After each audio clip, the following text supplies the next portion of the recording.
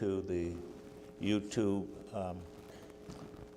telecast, and thank you so much for participating in our worship.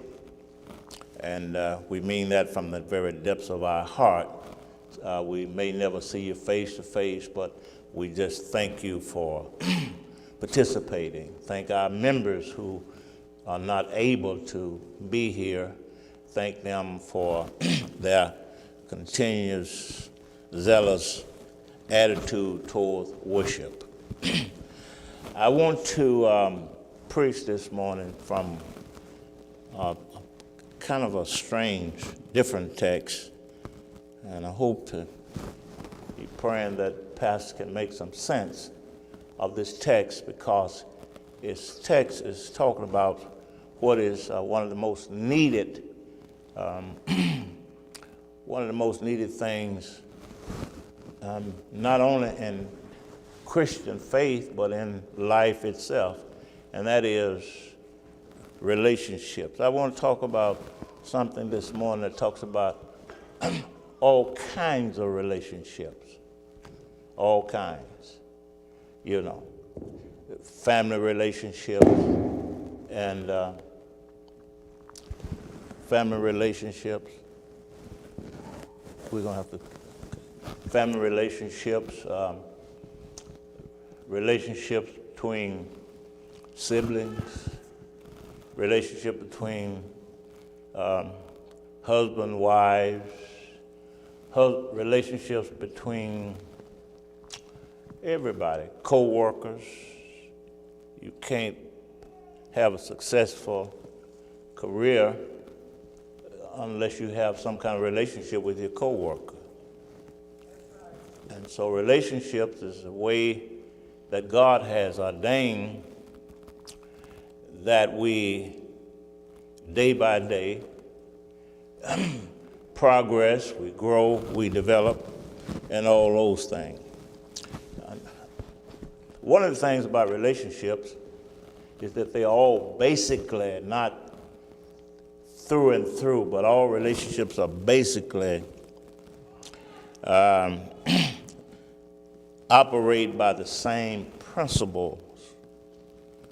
And of course, there are some variations, but relationships operate by the same principles, such as mutuality and respect, mutual respect. If you're going to have a good relationship, you're going to have mutual respect one for the other.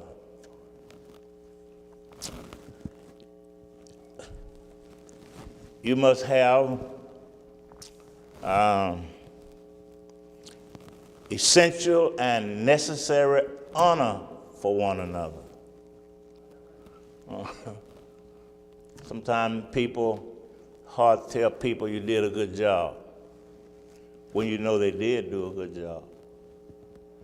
That's honor for the individual. And at the same time, you want somebody to tell you that you did a good job when you did so. These are principles that govern and guide relationships. Mutual fidelity, that means mutual faithfulness to one another. You know, friends ought to, if I tell you something as my friend, ought not to hear it every time I turn the corner. Fidelity will be fidelity is another word, we use faithfulness. We ought to be mutually have mutual fidelity, concern for one another that isn't self-centered. You're my friend because I'm going to get out of you what I need. That's self-centeredness. I'm your friend because you're going to put my name in lights. That's selfishness, self-centeredness. You think about yourself more, you're thinking about the friendship. So these are just some of the principles. But let me read a text, because nothing, really get off the ground if we don't have a text, right? And y'all was waiting quiet because y'all want to hear what the Bible said. Book of Ecclesiastes, which is known as the book of the preacher, in the 4th chapter, starting off at verse number 9 of chapter 4, it says, 2 are better than one, because they have good reward for their labor. For if they fall, the one will lift up his fellow. But woe to him that is alone when he falleth, for he has not another to help him. Again, if 2 lie together, then they have heat. But how can one be warm alone? If one prevail against him, 2 shall withstand him. And a threefold cord is not easily or quickly broken. You pay particular attention to that, because that is the idea running clear through the text, that a threefold cord is not easily broken. You may be seated. And that's what I want to talk about, is the threefold cord. It's not easily broken. The reason why I want to talk about it is because it is in the text. It says a threefold cord, and so for a text to make sense, we cannot afford to stumble over it and not gather out of that text or extract or extrapolate out of that text what the meaning really is. Let me just tell you this, is that Solomon, at this point, is probably a pretty old fella. He has grown weary with life. Solomon is not writing from the standpoint of deprivation or lack. Hear me now. He did not lack anything. He had too much of everything that a person needed. He was extremely wealthy. He was extremely popular through the nations. He was, my God, he had everything and a surplus in everything. But one of the things that was lacking in Solomon's life is that Solomon had jumped the rail as far as being faithful and obedient to God.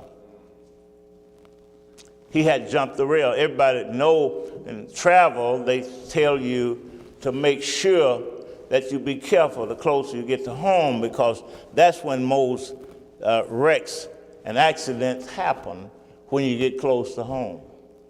Did y'all know that? When you get close to home, you get reckless, and you're not attentive to driving, and you're thinking more about home than you are about the road. And you subject yourself more so to an accident. So Solomon wrote this letter, or this writing in Ecclesiastes, when he was rather old. He was he was always a sage, but he was weary with life, weary with what he saw in life. And then you have to realize that Solomon had tremendous wisdom given to him by God.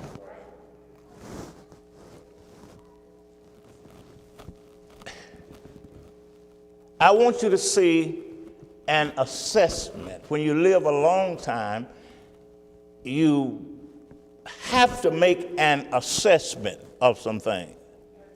A lot of things the way I used to think about them when I was 35, I don't think about those things like that anymore.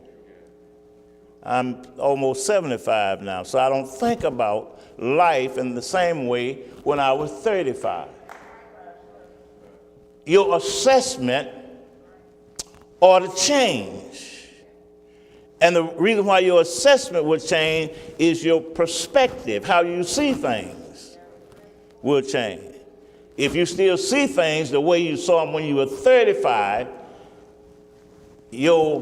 that's your perspective. And then your assessment also will be the same way. And so Solomon here, he has left the path of wisdom mostly, and he think of things in a non-spiritual way. Brothers and sisters,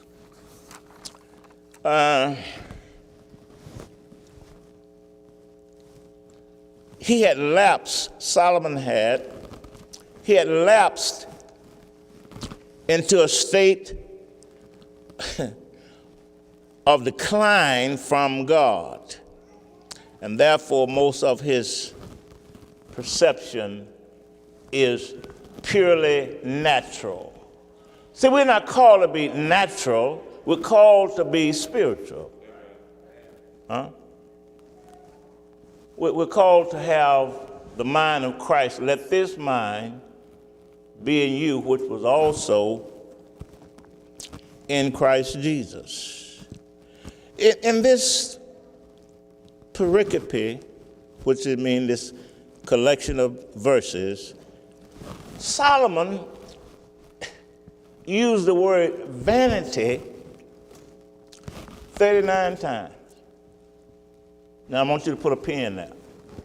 39 times, not in the text now, but in the whole book of Ecclesiastes. He used the word vanity 39 times. Not only that, there's a second word that he used 29 times, and that is under the sun. Now, vanity vanity means breath, vapor. How long does your breath is like a vapor, which means that vanity is like a breath, like vapor. It doesn't last long. It has no soundness in it. It carries the idea of the lack of being permanent. We're going to get around to relationships in a minute, but I'm trying to set a stage for it. It carries with it the idea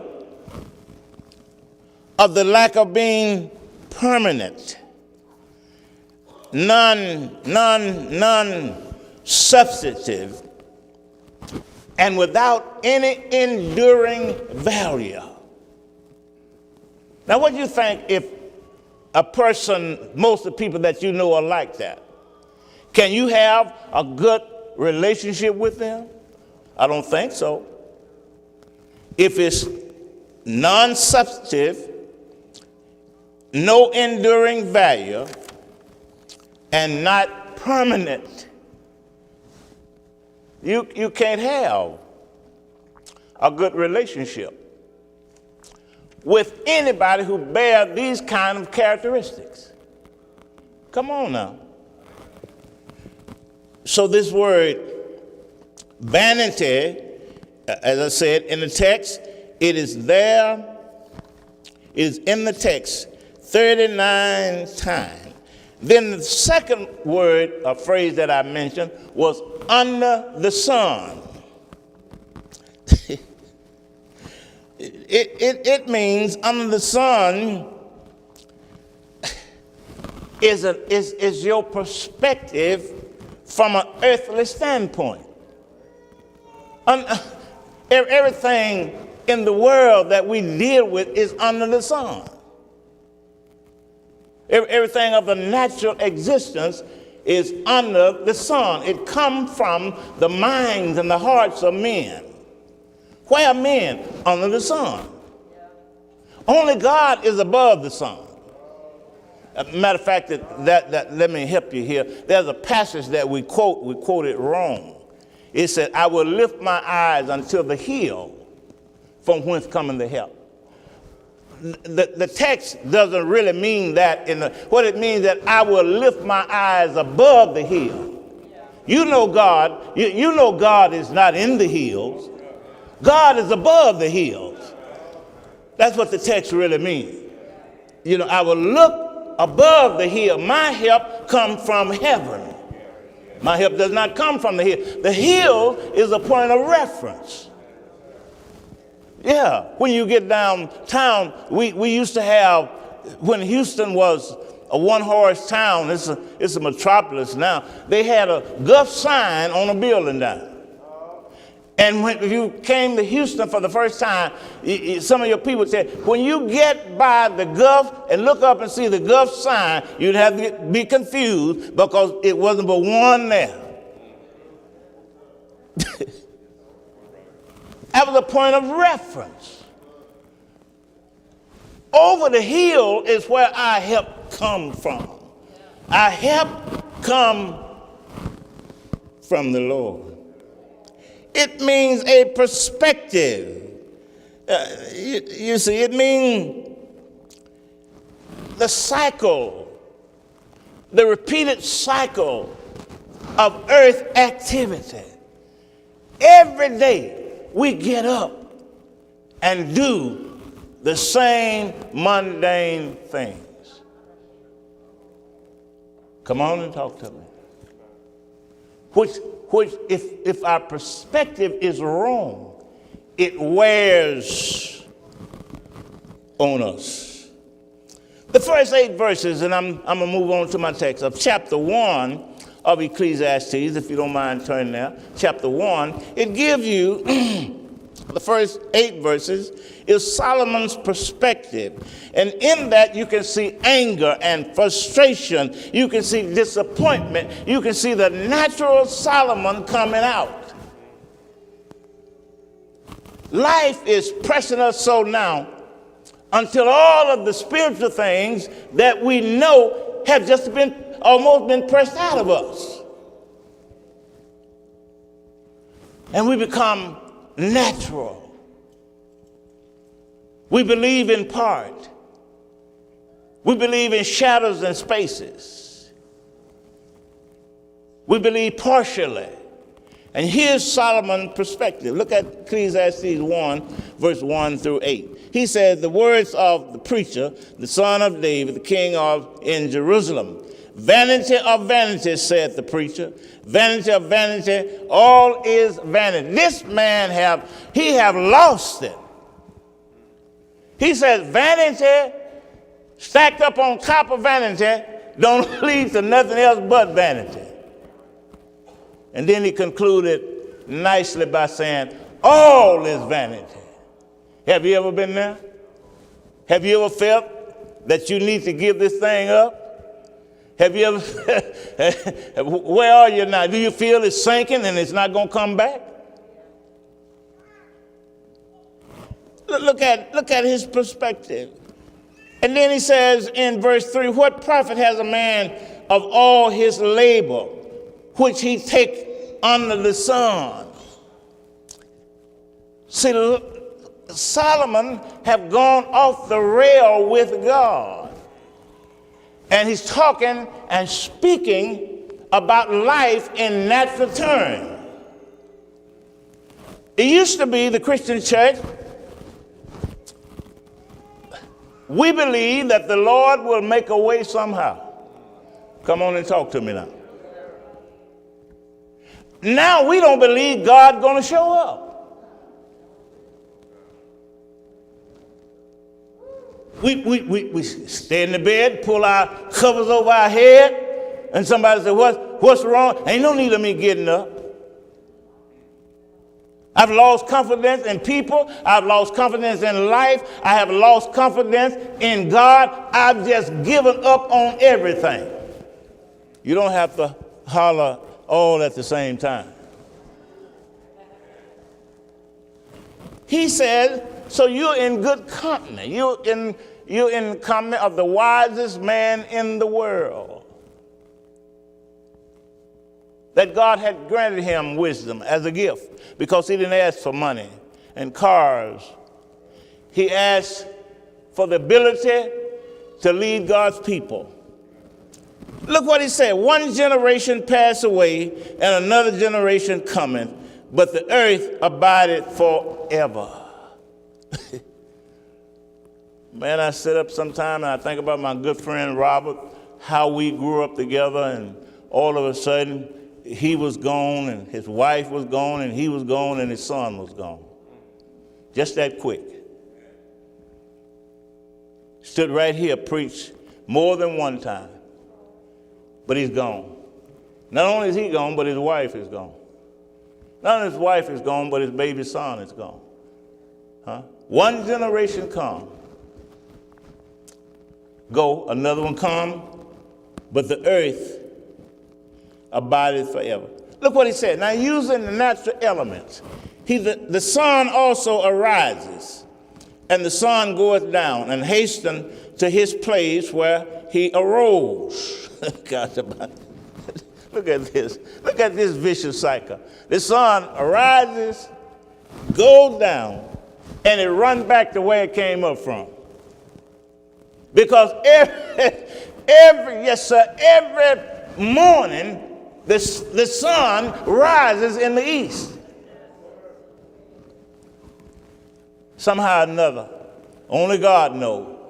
But Kevin, it makes its way back to where it came up the day before.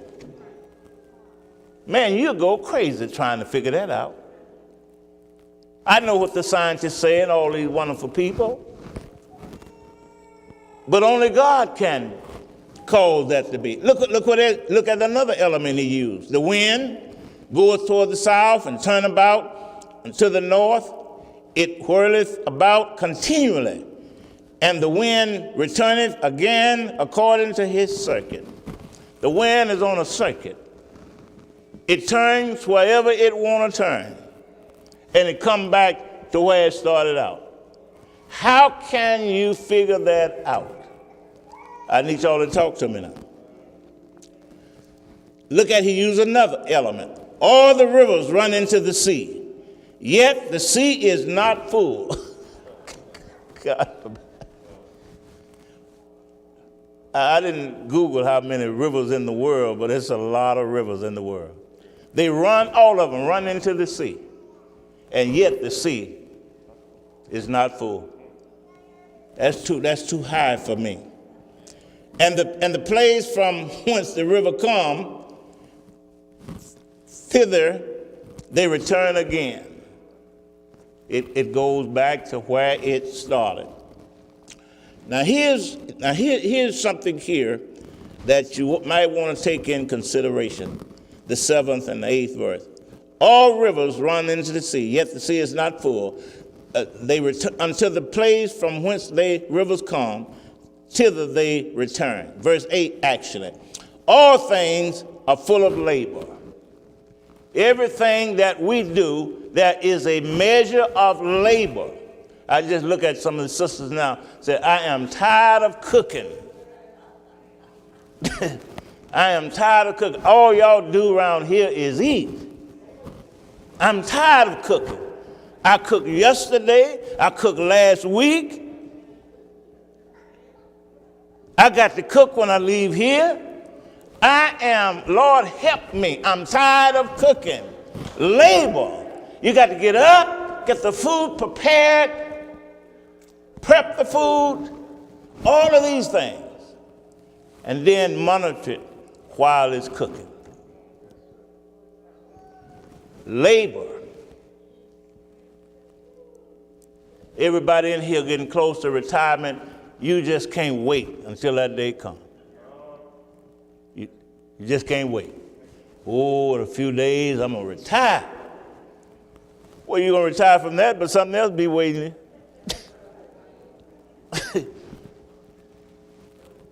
Oh yeah, something else will be waiting you. Some grandchildren or some, I don't know, cousin. Something going to be awaiting you. Look what he says in verse 8. All things are full of labor. Man cannot utter it. In other words, man does not have the intellectual ability whereby he can put it into words, nor the intellectual capabilities.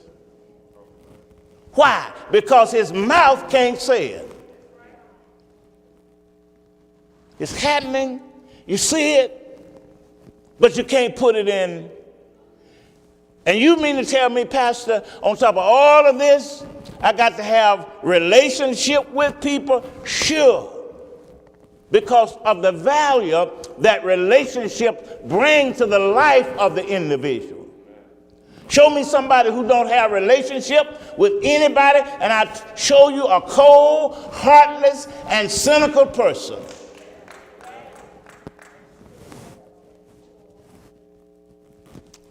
You got to have a relationship. Come on and talk to me. The eye is not satisfied with seeing it. You can see whatever you see in life, all you want to see. Travel, by all means do if you get an opportunity. Go overseas, wherever, but it won't satisfy you. It won't fill you. It does not matter where it is. It's temporal. Now the ear filled with hearing. The more people hear, the more they want to hear. That's why some people gossip all the time. Because they can't get full. So they just keep on and on and on and on. So Solomon, this is Solomon's perspective. Verse 1 through 8. This is how he sees life without Christ. In verse 8, as it said, our faculties are unable to bring us into the profoundness and the mysterious nature of God. Can I tell you something?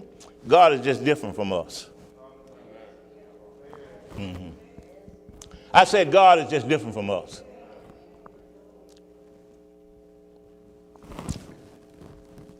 Verse 8 of our text speak to more of what I have already addressed. Verse 9 through 12 of the text, that's in chapter 4. Verse 9 through 12, which is our actual text. I'm in good time. Verse 9 through 12, it tells us of how to live life and have a measure of success. To live life, I did not say a measure of money, riches, travel. I said how to live life and have a measure of success. When you can take your meal in the evening and go to bed at night, and it digests before you go to bed, and you can go to sleep and sleep sound at night without worry, without frustration, without consternation, that is success. You'd be surprised the pressure people are under. You see, that you're trying to model yourself after. They're under immense pressure, and you want to be like them. You'd be surprised the medication they're taking to go to sleep, and the medication they're taking to stay asleep, and the medication they're taking to wake up. And we call that success. But I beg to differ. Is that success? Is that God idea or picture of success?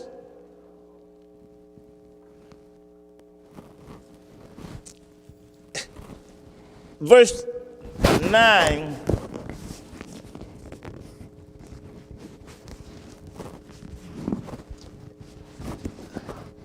Look at verse 9. Verse 9 used, again, the faculties. It used the ears and the eyes. The ears and the eyes. It used all our sensory perception. That's 9. That's in verse 9 of chapter 1, I believe. My brothers and sisters, Solomon make a emphatic spiritual statement based upon the unity of the faith in verse 9. Because in verse 9 he says, 2 are better than 1. That is a profound spiritual description of the unity of the faith. We're not called to be one. Called to be separate. We're called to be one. Come on, one faith, one belief, one baptism. One. Everything about us, we are called to be one. I'm going to push my microphone on. Okay. We're called to be one, right?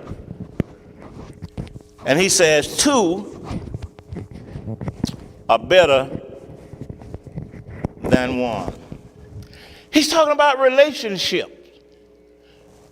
He's talking about the value, the principle, the ethics of relationship.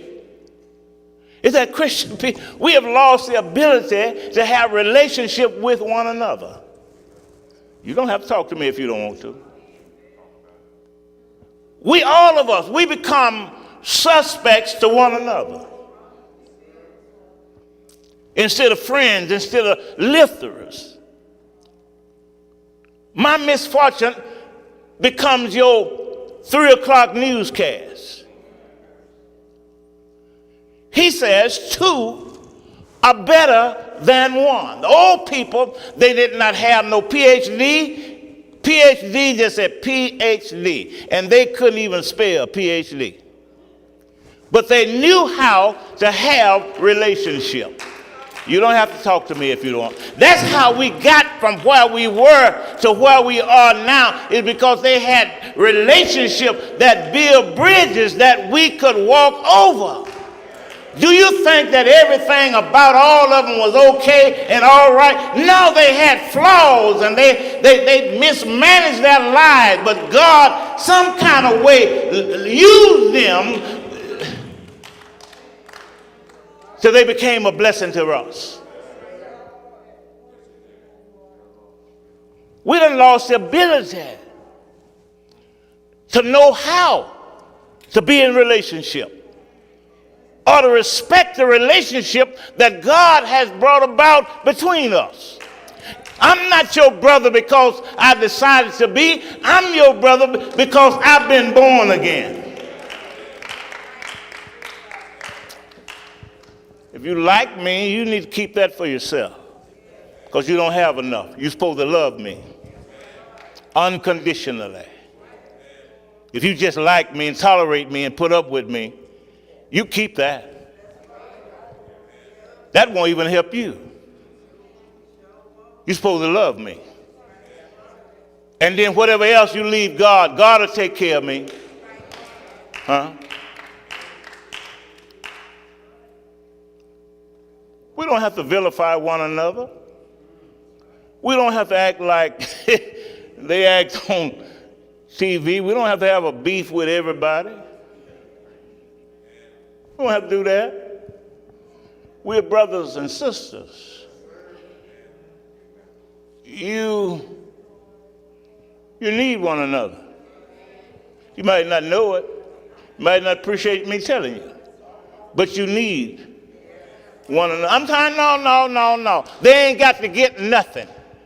You need them just like they are, and they need you just like you are. And we'll trust God to bring about whatever he needs to bring about. Now, I know somebody going to go out and subvert this message that I'm preaching, but that's all right. You believe what God said, and God said 2 is better than 1. I'm going to make it easy for you. You know, you always got somebody who's going to go out and, start put their spin on it. That's non-biblical. And may I say this? God have never, and he never will, give in to our own personal biases. I'm going to say that again. God will never give in. It doesn't matter who I don't like. It ain't got nothing to do with God. It got to do with you. That's your own personal bias. And so he says 2. I wish I had time. 2 is better. They have good reward for their labor. In verse number 8, he says that man was laboring for nothing. He didn't have no brother, nor he had any children. When you don't have a brother and you don't have children, your posterity is gone. The seed comes from your brother, and the children carry your seed. I wish I had, particularly the male. And when your children die, and when your last brother die, your posterity is gone. Ain't no more Pauls when all of the Pauls are gone. Ain't no more. Seed is in the man. In the male. That's another issue right there, boy. I'm going to have to preach on that one day. The seed is in the man.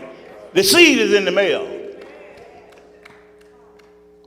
And that's the reason why God is holding men responsible. They don't know it. Because the seed is in the man. Come on and talk to them. They don't know that God is holding responsible. My wife or my this and that. No, God is holding you as a man. The seed is in you. If there's no seed in the man, ain't no seed nowhere.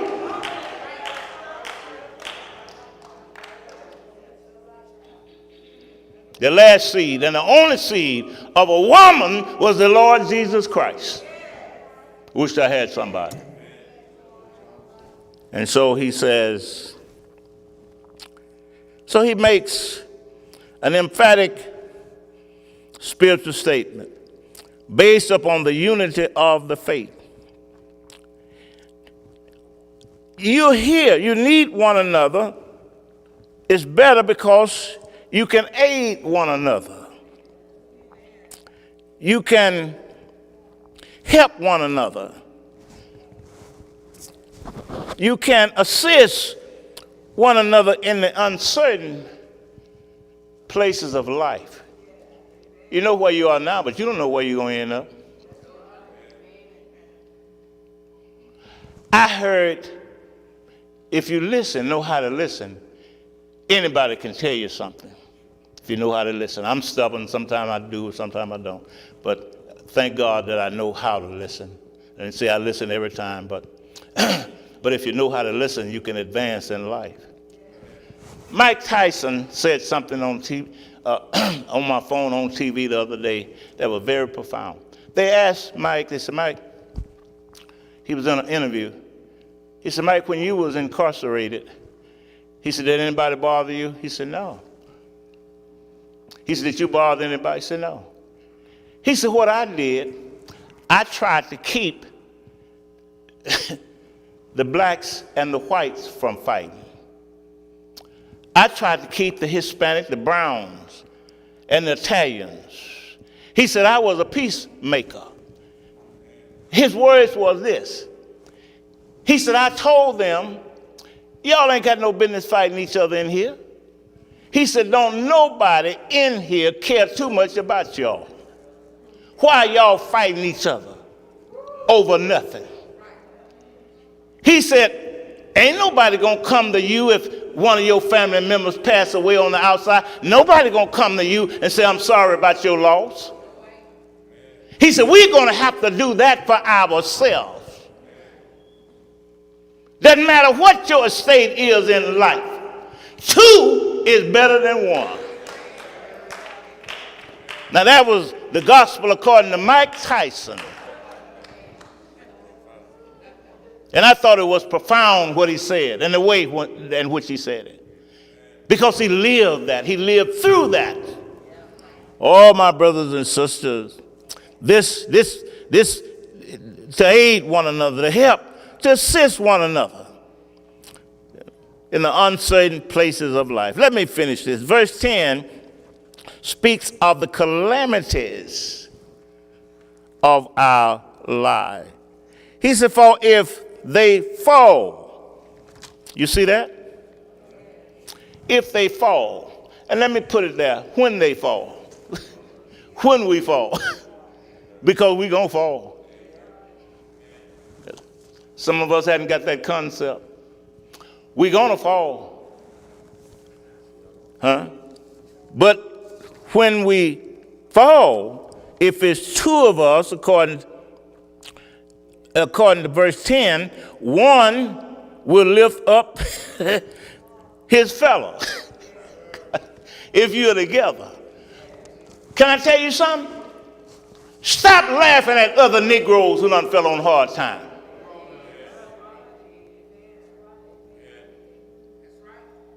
You ain't but this close to complete catastrophe.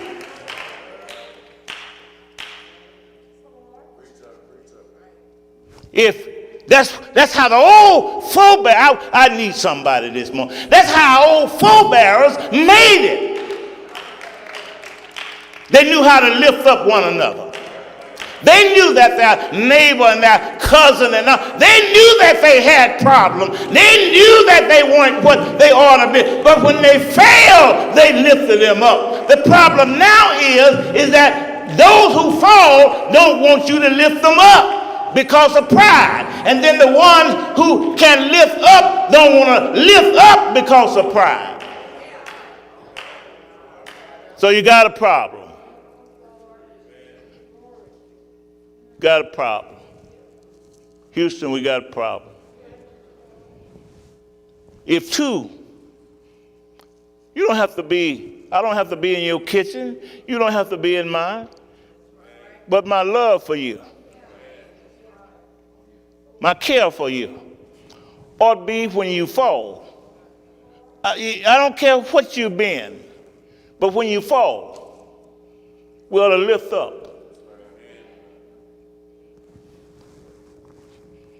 That is the calamities of our life. We're going to come to them. And then, but woe to him that is alone. Because when he falls, he don't have nobody to help him. Don't get to that point where you discover that you have needed people. Start now. It's not too late. You can start now. Don't get to that point where, because if you hadn't lifted up nobody, chances are ain't nobody going to lift you up. I'm going to tell you right now, you pretty much going to find a whole lot of faults in me. But your faults in me are not to keep you from walking with me. My faults in me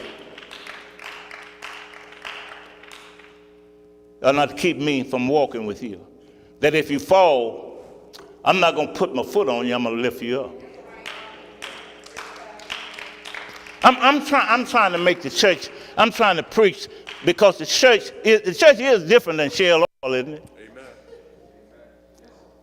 Amen. Church is different from TSU, isn't it? Texas A&M, right? It's different. It belongs to God, doesn't it? It has a higher moral standard, doesn't it? It has high ethics, doesn't it? And yet, the same people at TSU is in the church.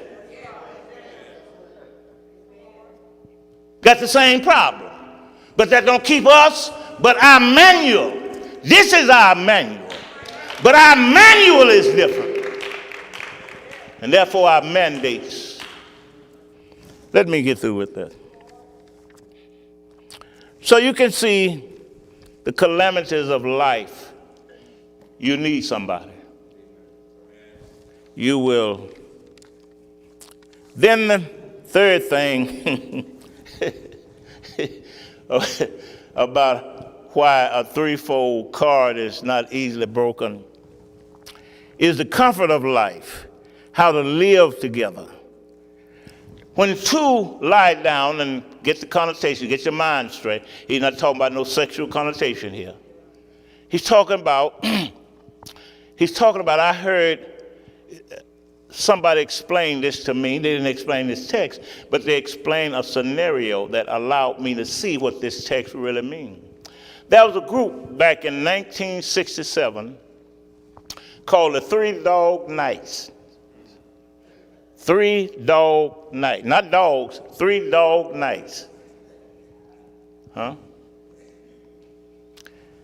And in 1967, that group was one of the groups that was in the making to go to the Rock and Roll Hall of Fame, but they didn't because of some other thing. One of the fellows was named Danny Hudden. Another one named Corey Wells. You know, I Googled this, didn't I? And the third one was named Chuck Negron. They formed the group, the Three Dog Nights. And finally somebody asked them, what does Three Dog Night mean? They said, whether it's in Australia, whether it's in Canada, anywhere it gets extremely cold.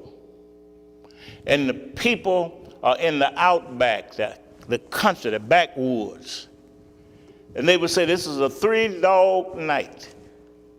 It's colder than a three-dog night. It means that when they go to sleep at night, anybody know that a living body produces heat? God, somebody. They said, when they would say it's as cold as a three-dog night. That means it was cold. And when they went to sleep at night, if they had them, they were going to put three dogs in the bed with them. Because their life, in many instances, could depend on the heat that the dogs produce to keep them warm. Oh, my brother and my sister, yes, sir, you can get heat if you're with somebody. You can stay warm if you're with somebody. But if you're by yourself, you'll freeze to death. This world, sin and this world and life will freeze you to death. Give me a three-dog night. If two lie together, did it make any sense? They can get heat. But if they don't lie together, you freeze. You become a good old frosted, toasted Christian. They will call you Frosty the Christian man.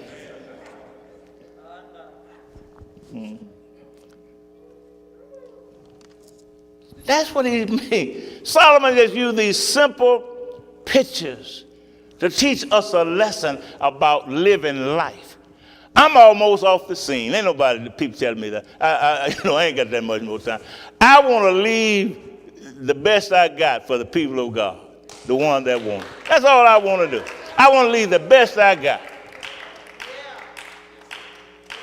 for the people of God, if they want it. A three-dog night will keep you warm. And then he concludes. He goes from comfort. He goes from the comfort to the last part is the certification. It's the certainty of life. He said, if one prevail against two, two shall withstand him.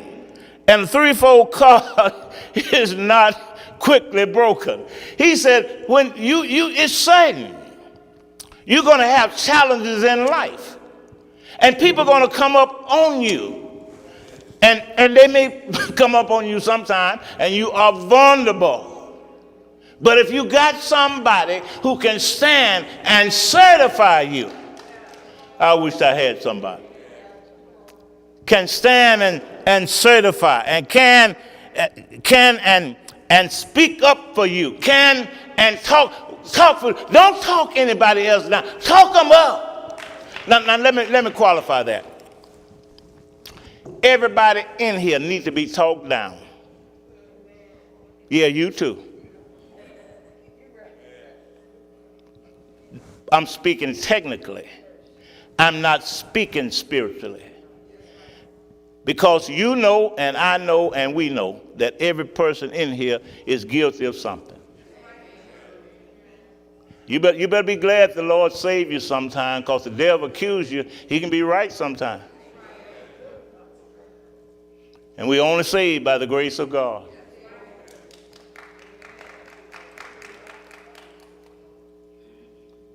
You need somebody to certify you. When you're not certified, you're invalid. Come on. I'm driving a car out there now that's not certified. I hate to tell y'all, don't nobody go in and call no police. But my car, I'm not certified to be on the road. Because I got a sticker that's not on the car. It's in my glove compartment. Yeah, that don't make you certified because you got it in your glove compartment. What makes it certified is when you got it in that window where the policeman can see it when he drives past. Huh? He said that if you get in a brawl, that's basically what he means, Solomon means. If you get in a brawl, the other person might be able to overcome you. He said, but if you got, can I preach this, say this like I feel? Like we're in the hood. He said, if you got your road dogs with you, it's hard for them to overcome you. When you got your boys with you, when you got your crew with you, it's hard for them to overcome you. But when you're by yourself, you're vulnerable. I'm not advocating nobody go out and start up no mess. That's not what I'm talking about. I'm just talking about the text gives us the reason as to why we need unity. Why does he say a threefold card? You know what a threefold card is? There's some of you in here get your hair braided, and there's some of you in here who braids hair. When you braid hair, you braid it in three strands of hair. Not strands, 3 groups of hair. And you braid it and weave it together. It's all interwoven. And when you braid hair like that, the hair is stronger. I wish I had somebody. Taking that braided hair down is a whole lot more difficult than braiding it up. God, somebody. I was thinking about getting me some braids, but leave that alone. Leave that alone. A threefold card. You ever seen a rope? You ever seen a rope? You ever seen the cowboys? The rope that they have is a threefold braided rope. You ever see sometimes people have sash on with the little rope hanging down? That's 3 little cords braided together. Brothers and sisters, I'm through now. But let me tell you, when your biological brother or sister, or your friend at church, or your friend in the neighborhood, or your friend on the job, when you all are wrapped together, and Jesus is wrapped up in that with you, do you hear what I'm saying? You can overcome anything. Show me a threefold card. He talked about two all the way through the text. But when he got to the end, it's not by strength, it's not by might, it's by my spirit, said the Lord. Jesus make the third person. I said he'd make the third person. He'll walk around in the fire with you, won't he? He'll close the lion's mouth, won't he? He'll stretch out his rod across the seas of our life. He is the third person in the car. He didn't say it can't be broke, but it's not easy. It's not easy to break. A threefold car. All of our relationships ought to be intertwined with Jesus.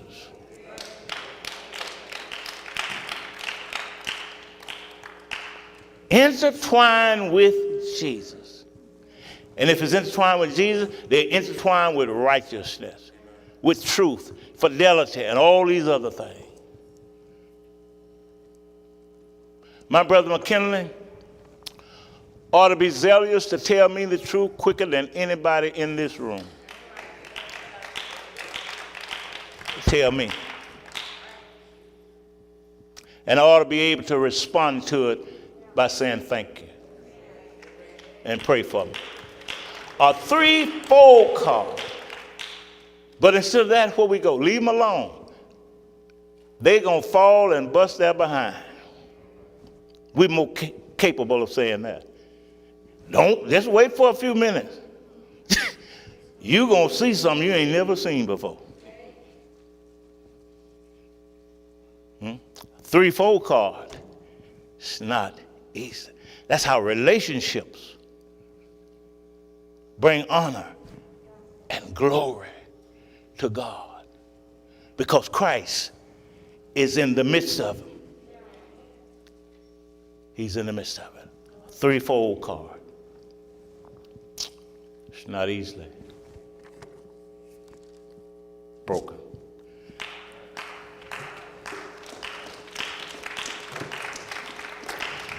Whew. All right, brothers, listen, today is the first Sunday in the year. So I called to discipleship. If you're here